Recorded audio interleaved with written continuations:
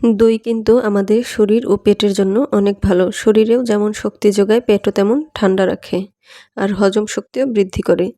তাই আজকে আপনাদের মাঝে নিয়ে আসলাম মিষ্টি দই রেসিপি। আসসালামু আলাইকুম ভিউয়ার্স, টুনাটুনি রান্নাবান্না চ্যানেলে আপনাদের সকলকে স্বাগতম।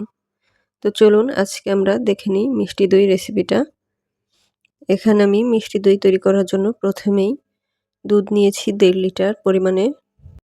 এখানে কিন্তু আমি গ্রাম থেকে আনা একদম গরুর খাঁটি দুধটাই ইউজ করেছি।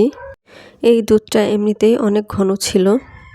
চাইলে 2 থেকে 3টি বলক দেওয়ার পরে দই তৈরি করা যেত, কিন্তু আমি দইটা এমনভাবে তৈরি করব যেন এর থেকে সহজে পানি না ছাড়ে। তো এই দুধের মধ্যে আমি একটি তেজপাতা মাঝখান থেকে ছিঁড়ে দিয়ে দিয়েছি।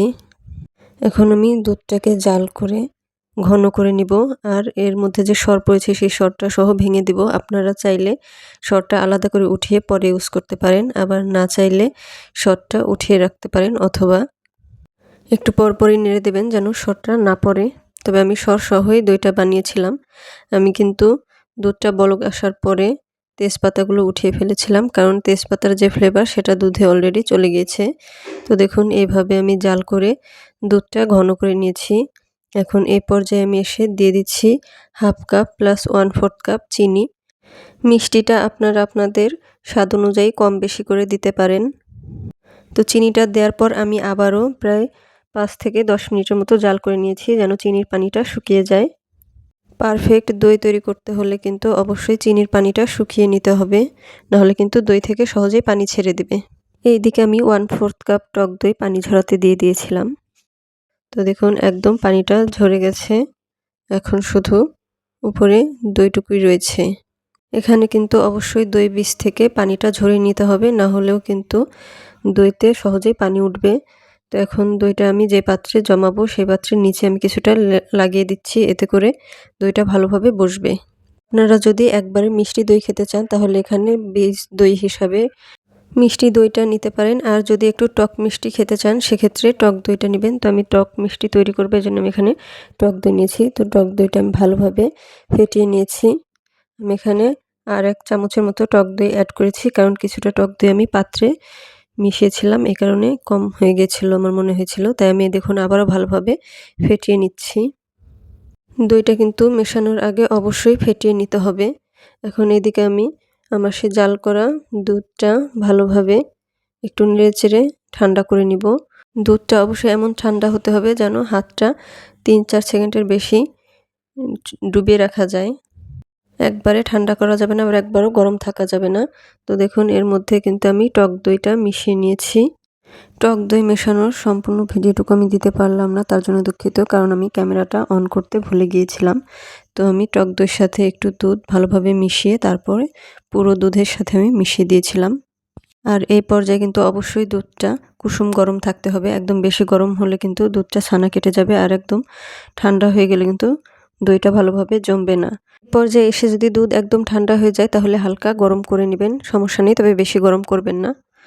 এখন এদিকে আমি কম্বলের উপরে দুধটা নিয়ে নিয়েছি। এখন এগুলো আমি একটা ফয়েল পেপার দিয়ে ঢেকে দিয়েছি। আপনারা চাইলে র্যাপিং পেপার অথবা অন্য কোনো ঢাকনা দিয়ে ঢেকে দিতে পারেন। তো এখানে আমি একটি কম্বল আর 2টি কাঁথা নিয়েছি। আপনারা যে কোনো কম্বল বা কাঁথা বা গরম একটি জায়গায় রেখে দিবেন যেন দইতে ভালোভাবে গরমটা বসে। তো এইভাবে আমি সারা রাত রেখে দিয়েছিলাম। আপনারা চাইলে 8 থেকে 10 ঘন্টার মতো রাখতে পারেন। তো আমি সারা রাত পরে এখন সকালে দইটা আমি বের করে নিচ্ছি। তো দইটা আমি এখন দেখিয়ে দিচ্ছি কেমন জমেছে। আপনারা যদি দই সুন্দর একটা লাল কালার চান সেক্ষেত্রে চিনির ক্যারামেল করে দিতে পারেন, তবে আমি চিনির ক্যারামেল দেইনি। এটা এমনিতেই দেখুন অনেক সুন্দর হয়েছে কালারটা। তো দেখুন আমার দইটা কিন্তু কি সুন্দর সেট হয়ে গেছে। এখন এটাকে আমি কয়েক ঘন্টার জন্য ফ্রিজে রেখে দিব। তো দেখুন ফয়েল পেপার কিন্তু আমি উপরে আবারও দিয়ে তারপর ফ্রিজে রেখেছিলাম।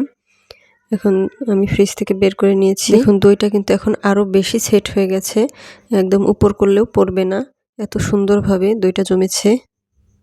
আমার সব টেকনিকগুলো ফলো করে দইটা তৈরি করবেন, দেখবেন ইনশাল্লাহ দই একদম পারফেক্ট হবে। তো দেখুন আমি দইটা আপনাদেরকে একটু কেটে দেখাচ্ছি, কত সুন্দর জমেছে আমার দইটা।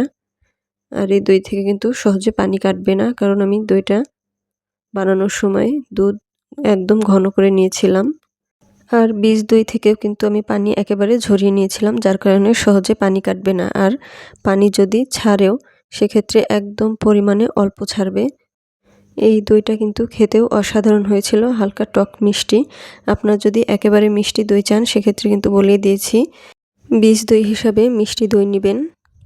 এই দইটা আমাদের পরিবারের সদস্যরা খেয়ে অনেক প্রশংসা করেছে এবং বলেছে এটা নাকি বগুড়ার দইয়ের মতো জমেছে, আবার ওইরকমই স্বাদ হয়েছে। কারণ এর মধ্যে আমি যে সরগুলো ভেঙে ভেঙে দিয়েছি ওই সরগুলো মুখে লাগছিল, যার কারণে খেতেও অসাধারণ হয়েছিল। জাস্ট পার্থক্য ছিল যে এখানে একটু টক মিষ্টি আর বগুড়ার দইটা একেবারে মিষ্টি। তো এভাবে আপনারা তৈরি করে আমাকে অবশ্যই জানাবেন কেমন হলো।